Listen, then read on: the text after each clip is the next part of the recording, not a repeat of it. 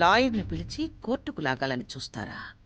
నా తరపున వాదించి గెలిచేవాళ్లు ఎవ్వరూ లేరనేగా ఈయన ధైర్యం. కోర్టు చుట్టూ ఎవరు తిరుగుతారనేగా ఈయన ఉద్దేశం. చూద్దాం అసలేం కొర్లు పెడుతున్నారో తెలిస్తే వాతకి దిగొస్తారో రాతకి దిగొస్తారో తెలుస్తుంది. వీణ్ణేమో లోకం తెలియకుండా పెంచాను, వాడికేమో అసలు వ్యవహారమే తెలియదు. ఇక దానికేమో పెత్తనమే తెలియదు.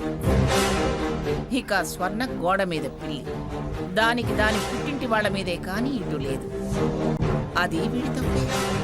ఏమైనా ఆయన దూకుడికి కర్రడ్డం పెట్టాలి, వేగం చూసి ఎదురెళ్ళాలి, వాళ్ల వెంట వెళ్లకుండా తెలివిగా ప్రవర్తించాలి. పై ఎత్తు ఆయన వేయకుండా పాచికల్లో పల్లెం వేయాలి. నిచ్చెనెక్కనివ్వదు, ఎక్కినా పక్కనే పెద్ద బావుండాలి.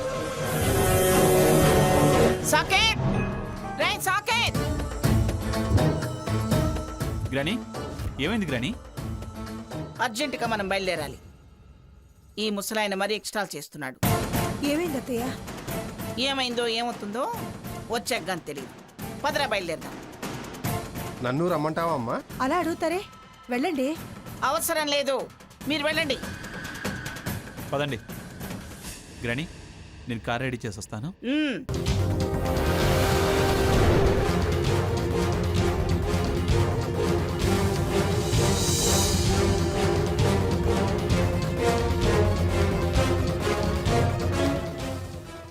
గ్రాని, అసలు ఏమైంది? చెప్పానుగా హద్దు మీరుతున్నారని.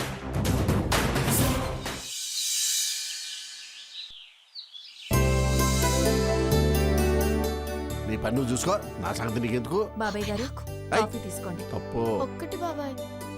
నేను ఇస్తా.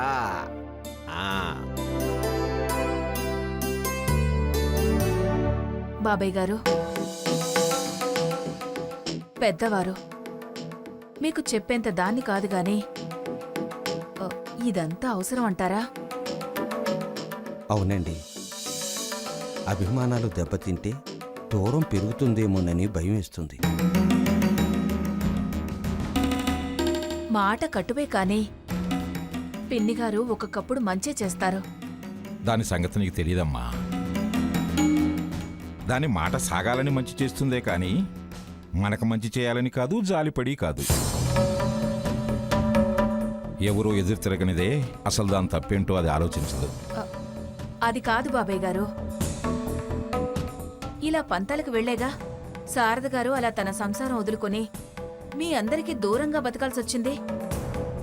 శారద చాలా మంచిదమ్మా. దీని పంతం పెత్తనం తన ఆత్మాభిమానాన్ని దెబ్బతీశాయి. అందుకే ఆస్తులు లెక్క చేయకుండా తన బతుకు తాను బతకటానికి వెళ్ళిపోయింది. ప్రతి తరానికి ఇది ఆనవాయితీ కాకూడదనే నేనిప్పుడింత పట్టుదలకు పోవాల్సి వస్తుంది. వీళ్ళు ఇప్పుడు ఆస్తి కోసం కాదు, శారదలాగా వీళ్ళు ఎవరు లేకుండా ఎందుకు బతకాలి? అప్పుడంటే విషయం నాకు తెలిసేలోపే చేయి దాటిపోయింది. ఇప్పుడు నా ముందే వీళ్ళు ఒంటరి పోరాటం చేయటం చూస్తూ నేను ఊరుకోదలుచుకోలేదమ్మా. రండి సార్, రండి. నమస్కారం జడ్జి గారు. నమస్కారం లాయర్ గారు, కూర్చోండి.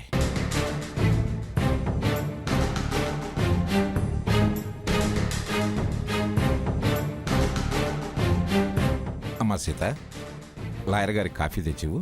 వద్దండి జడ్జి గారు, ఏమిటి విషయం? కేసేమిటి? పిలిచింది చెప్పడానికే కదయ్యా, ఎందుకంత తొందర? ముందు కాఫీ తాగండి, తర్వాత మాట్లాడుకుందాం. మాట్లాడుతూ మధ్యలో తాగొచ్చు కదా. తాగాక మాట్లాడితే విషయం మీదే శ్రద్ధ పెట్టొచ్చు కదా. జడ్జి గారితో మేమేం మాట్లాడగలమండి? జడ్జీలు వాదనలు వినటమే గాని మాట్లాడరు. మాట్లాడేదల్లా లాయర్లే. తీసుకోండి. తీసుకోండి.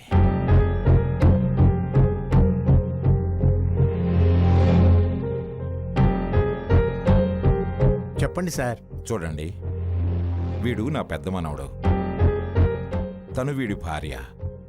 వీరిని నేను ఎప్పుడూ చూడలేదే. ఇప్పుడు మీ ఇంటి దగ్గర చూశారు కదా. ఆ, నా ఉద్దేశం అది కాదు. జడ్జి గారిని వివరం అడుగుతున్నాను.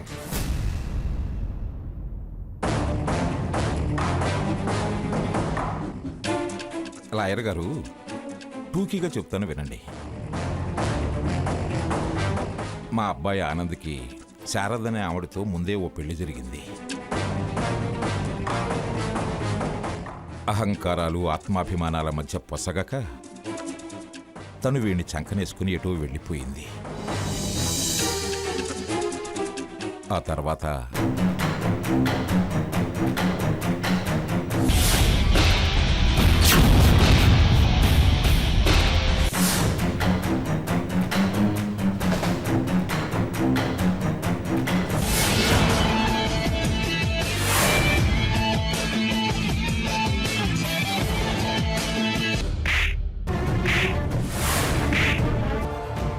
పిఠాపురం వారసుడు, నా కన్న కొడుకు. నా మాట వినరా సకెత్ సకెత్.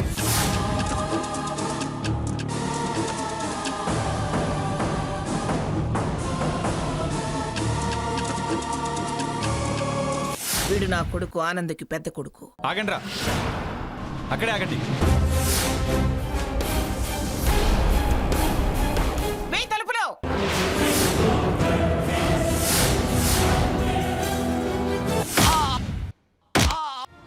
నాకు నేనుగా వస్తుంటే నీకెందుకురా భయం? పదా రామ్మ సీత. ఇప్పుడు వీళ్ళని అక్కడ ఉండొద్దు అంటుంది, హక్కు లేదు అంటుంది. నేను కుదరదు అన్నాను.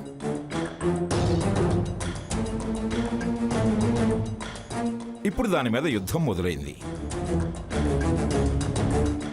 అందుకే వీళ్ళకి న్యాయం చేయాలన్నది నా ఆలోచన.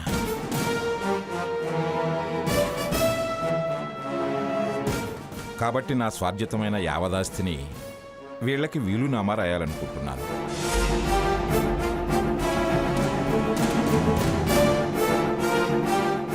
అలాగే ఆ ఇల్లు కూడా నా పేరు మీదనే ఉందండి. దాన్ని కూడా వీళ్ళకే అప్పగించాలనేది నా సంకల్పం.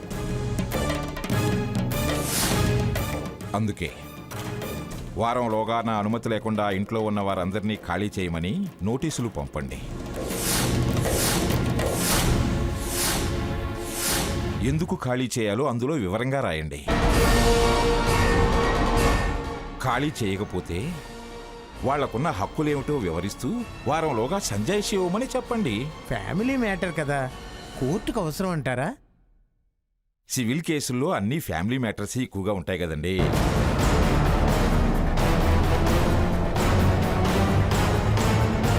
అయినా కేసు అప్పగిస్తుంటే మమ్మల్ని సలబరుస్తూ సజెషన్స్ ఇస్తారేమిటండి? నువ్వు లాయర్వా, సైకాలజిస్టువా? ఏమయ్యా పెద్ద మనిషి, ఏమయ్యా పెద్ద మనిషి, ఏమయ్యా పెద్ద మనిషి. రా, ఒకసారి బయటికి రా. అమ్మో, మంగమ్మ గారు వచ్చినట్లున్నారండి. ఏ వస్తుందనుకోలేదా? నాకు తెలుసయ్యా, అది వచ్చి తీరుతుందని. నువ్వు ఊదే ఉంటావని. సరే పద.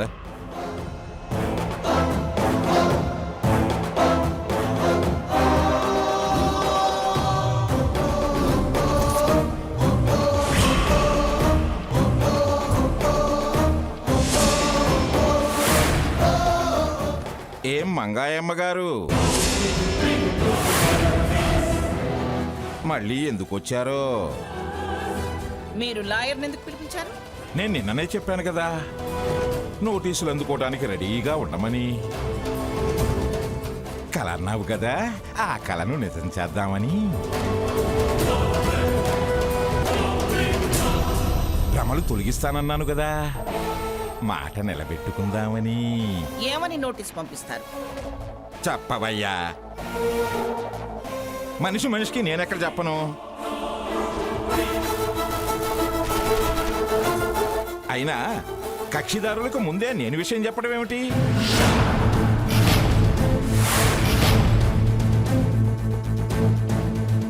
లాయర్గా నోటీసులు ఇచ్చేవాడివి నువ్వు చెబితే తప్పేమీ లేదు, చెప్పు. పైగా ఈ కాలం లాయర్లకి అటు ఇటు ఒప్పందించడం మామూలే.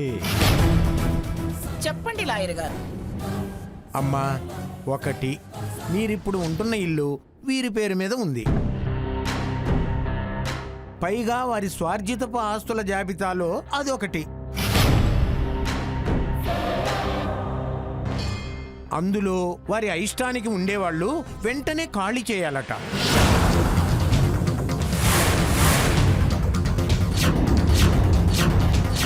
అలా లాయర్ నోటీసులు పంపమన్నారు. నేను పంపటం, ఆ తర్వాత వకాల్తా కేసులు షరామామూలే. నెక్స్ట్, వారి స్వార్జితాలైన ఆస్తులన్నీ పిఠాపురం శ్రీ రఘురాం గారి పేరు మీద వీలునామా వ్రాసి రిజిస్టర్ చేయించటం.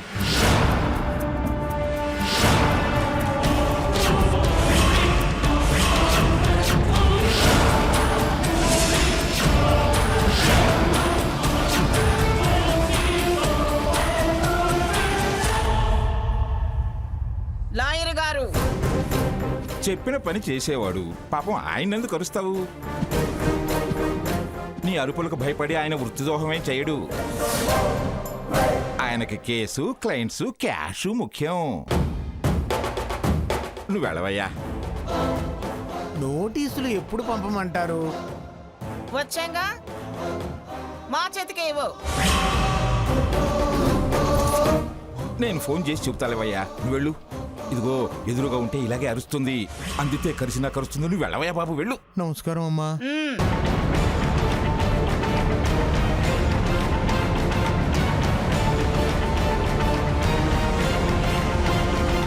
అర్థమైందిగా మంగమ్మ గారు, దీనికోసం పాపం ఎందుకు ఇంత శ్రమపడి రావటం? ఒక గంటకి ఫోన్ చేస్తే ఆ ఒప్పందించిన లాయరే చెప్పేవాడుగా. నేను విషయం తెలుసుకోవడానికి రాలేదు.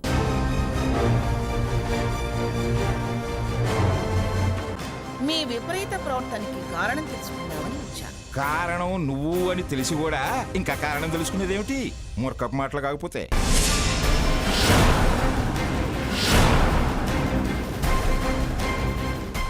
ఎందుకు ఇలాంటి పరువు తక్కువ పనులు చేస్తున్నారు మీరు?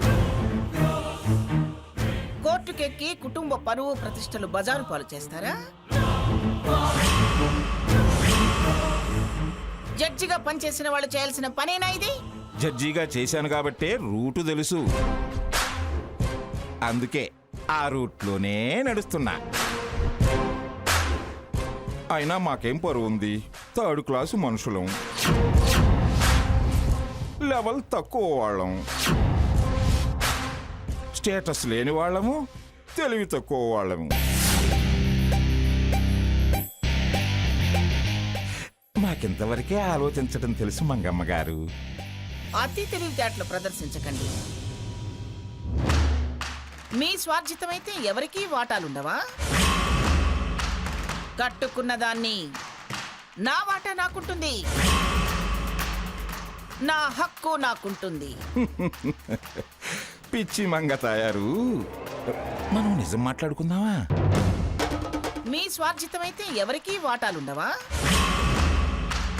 కట్టుకున్న దాన్ని నా వాటా నాకుంటుంది, నా హక్కు నాకుంటుంది. పిచ్చి మంగ తయారు. మనం నిజం మాట్లాడుకుందామా? ఇన్కమ్ ట్యాక్స్ ఎగ్గొట్టడానికి ఎవరి బతుకులు వాళ్ళవని, ఎవరి ఆస్తులు వాళ్ళవని, ఎవరికి ఎవరితోనూ సంబంధాలు లేవని ఎప్పుడో మనం లిఖితపూర్వకంగా రాసి కోర్టు నకళ్ళు జతపరిచి మరీ ప్రభుత్వానికి సబ్మిట్ చేశాం, గుర్తులేదా?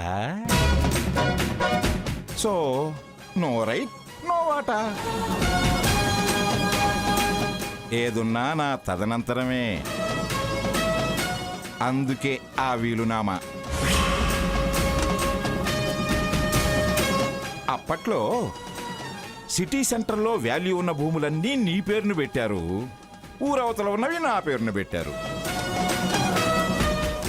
ఇప్పుడు మీది ఓల్డ్ విశాఖ అయింది, నాది న్యూ వైజాగ్ అయింది. నా ప్రాపర్టీస్ వాల్యూస్ అన్నీ పెరిగిపోయాయి. వివరంగా అర్థమైందా శ్రీమతి పిఠాపురం మంగమ్మ గారు?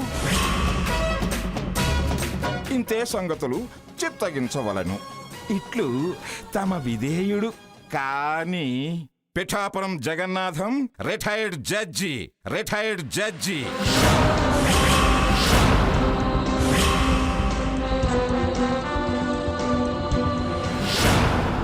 మీరు ఆస్తులు వాటి విలువలు చూస్తున్నారు. నేను మనుషులు వాళ్లకు పెరిగిన విలువల గురించి మాట్లాడుతున్నాను. మీవి అనుకోవటంలోనే మీ పెదపతనం బయటపడుతుంది. చిత్తగించగలరు ఇట్లో పిఠాపురం జగన్నాథం అని ఒత్తి పలికేంత సత్తా? హ! ఏళ్ల తరబడి కష్టపడి ఆ ఇంటికి పేరు తెచ్చిపెట్టింది నేను.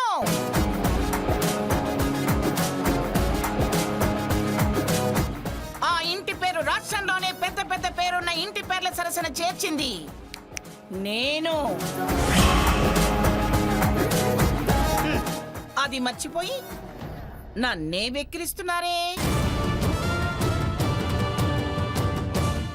నగా నట్రా లేకున్నా పిఠాపురం వారి పేరు చెబితే చాలు అవతలి వాళ్ళు లేచి నిలబడి సలాం చేసే అంత లెవెల్కి దాన్ని తెచ్చిపెట్టింది నేను. ఆ విషయం మీకు గుర్తులేదా? ఇటుక మీద ఇటుకు పెంచి ఇల్లు కట్టినట్టు నా తెలివితేటలతో వ్యాపారాలు పెంచి మీకు విశాఖలో అడ్రస్, రాష్ట్రంలో గుర్తింపు నా స్వార్జితం. పైకెత్తి కూర్చోబెట్టాక కిందున్న వాళ్ళ మీద ఉమ్మేసే బుద్ధి మీది. ఇటుక మీద ఇటుకు పెంచి ఇల్లు కట్టినట్టు నా తెలివితేటలతో వ్యాపారాలు పెంచి మీకు విశాఖలో అడ్రస్, రాష్ట్రంలో గుర్తింపు నా స్వార్జితం. పైకెత్తి కూర్చోబెట్టాక కిందున్న వాళ్ళ మీద ఉమ్మేసే బుద్ధి మీది.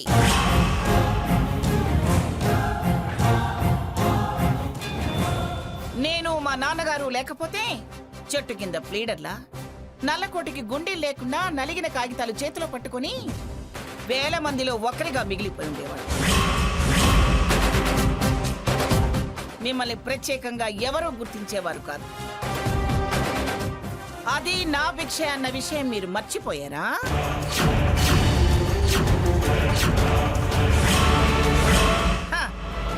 అంతఃపురంలో కూర్చోపెట్టిన ఇంట పుట్టిన బుద్ధి, వంట పుట్టిన చేష్టలు ఎక్కడికి పోతాయి?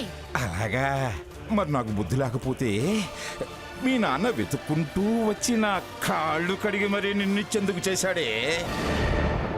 మీ బుద్ధి లాంటిదని తెలియక మర్యాదగా చెప్తున్నాను.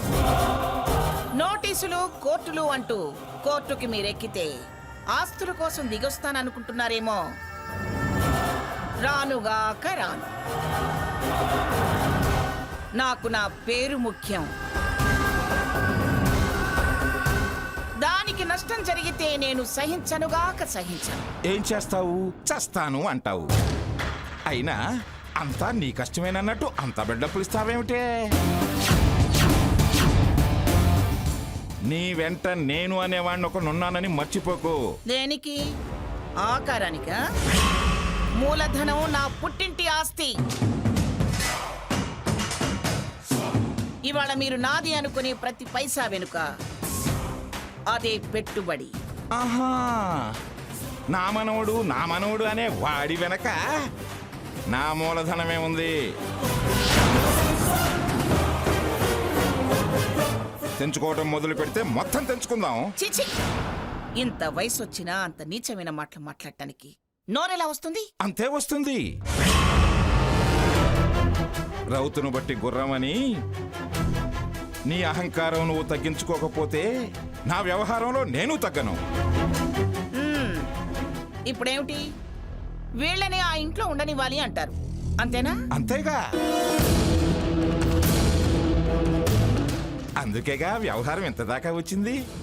ముందు మీరు బయలుదేరండి. గ్రాని, ఆస్తి పోతే పోయింది. ఈ దరిద్రులు మన ఇంటికి రావడానికి వీల్లేదు.